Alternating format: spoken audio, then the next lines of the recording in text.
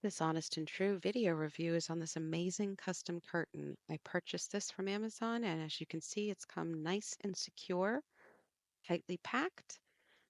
This is what it looked like when I pulled it out of the package. As you can see, it's metal. Pro tip, do not cut a single cord or anything that you think is extra hanging down.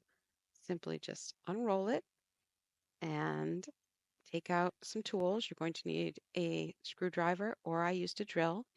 There's my hole.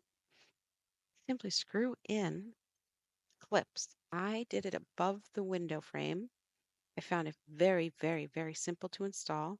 And then this literally pops inside that metal tray chamber on top. It is a thick weight, beautiful feeling material, and the construction is solid and wonderful.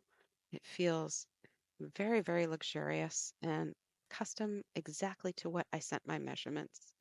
The pleats pleat themselves, and I'm very, very happy with this product.